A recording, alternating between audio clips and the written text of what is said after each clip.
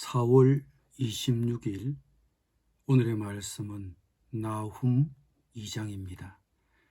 파괴하는 자가 너를 치려 올라왔나니 너는 산성을 지키며 길을 파수하며 내 허리를 견고히 묶고 내 힘을 크게 굳게 할지어다.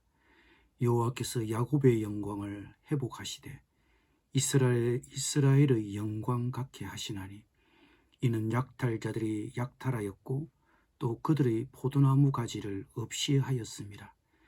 그의 용사들의 방패는 붉고 그의 무사들의 옷도 붉으며 그 항우를 버리는 날에 병거의 새가 번쩍이고 노송나무 창이 요동하는도다. 그 병거는 미친 듯이 거리를 달리며 대로에서 이리저리 빨리 달리니 그 모양이 햇불 같고 빠르기가 번개 같도다. 그가 그의 존귀한 자들을 생각해내니 그들이 엎드러질 듯이 달려서 급히 성에 이르러 막을 것을 준비하도다.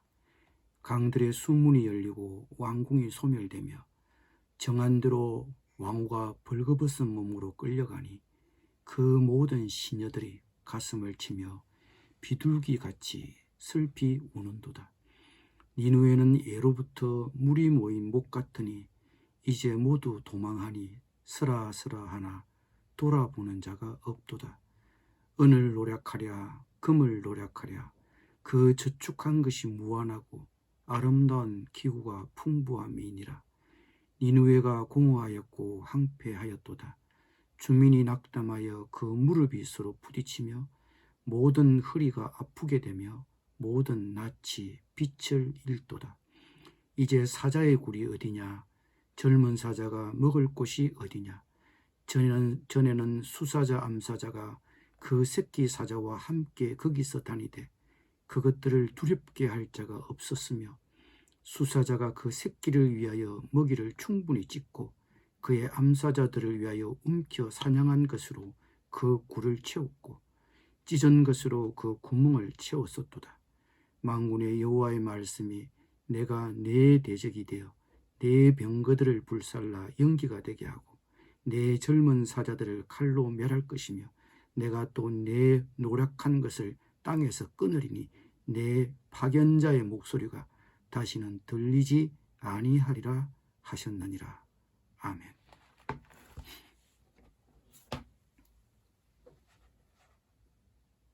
나훔 2장은 아수르의 수도 니누에를 향한 하나님의 심판이 어떻게 나타나고 있는지 생생하게 보여주고 있습니다.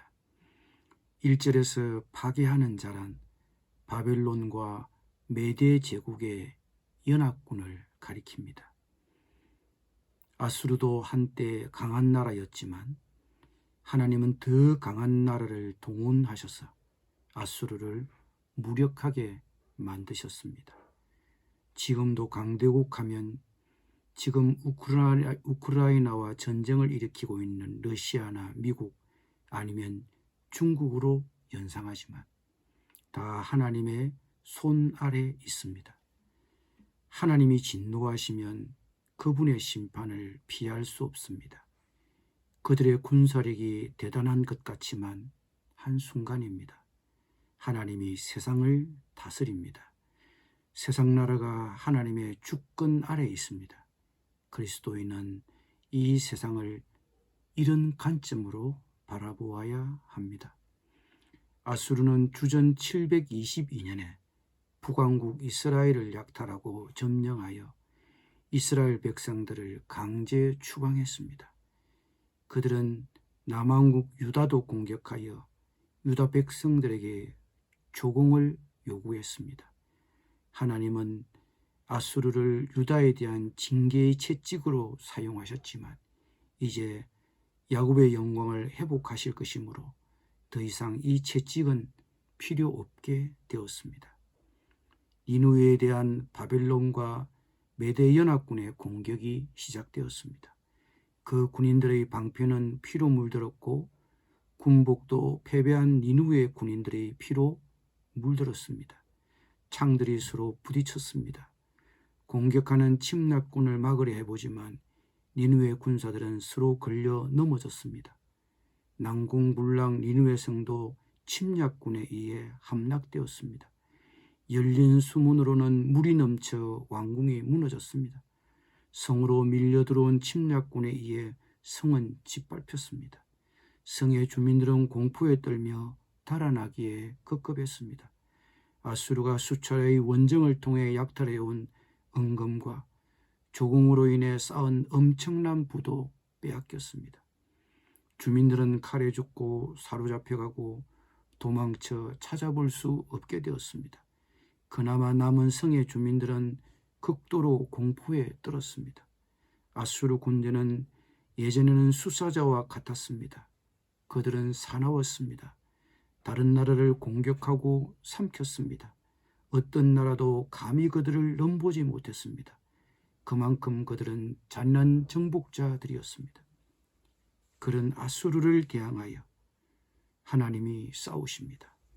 하나님이 니느웨의 악에 대항하여 싸우셨습니다. 만군의 여호와의 말씀에 내가 내 대적이 되어 내 병거들을 불살라 연기가 되게 하고 내 젊은 사자들을 칼로 멸할 것이며 내가 또 내 노력한 것을 땅에서 끊으리니 내 파견자의 목소리가 다시는 들리지 아니하리라 하셨느니라. 하나님이 아수르의 대적이 되셨습니다. 하나님이 대적이 되시면 누가 더 버티겠습니까? 하나님은 바벨론과 메대의 연합군을 사용하셔서 하나님의 공의를 드러내시고 심판하셨습니다. 나는 악에 대한 하나님의 진노를 두려워합니까? 하나님이 나의 악에 대하여 싸우시면 어떻게 하시겠습니까? 우리는 하나님의 진노를 신중하게 받아들여야 합니다. 그렇다면 어려운 생활에 힘써야 합니다. 아수르 경제에서 중요한 부의 원천은 원정에서 빼앗은 약탈과 다른 나라로부터 매년 받는 조공이었습니다. 그것으로 아수르 백성들은 호화로운 생활을 했고 무고한 이웃 백성들의 식량을 빼앗아 넘치도록 쌓았습니다. 그런 그들의 제약은 하나님을 진노하게 했습니다. 그들은 자기들의 백성과 군대를 위해 다른 나라 백성들은 굶기고 있었습니다. 우리는 그리스도인으로서 이런 불의 앞에서는 화를 내야 하고 단호하게 맞서야 합니다. 남을 생각하지 않고 자신들의 이익만 챙기려고 하는 것은 죄입니다. 요나스를 통해 묵상한 것처럼 하나님은 니느웨 백성들에게 회개할 기회를 주셨습니다. 회개할 기회를 주셨습니다. 그들은 요나의 메시지를 듣고 회개했습니다. 그러나 그들은 한 세기 만에 죄와 폭력으로 되돌아갔습니다. 그 결과 하나님은 그들을 심판하실 수밖에 없었습니다.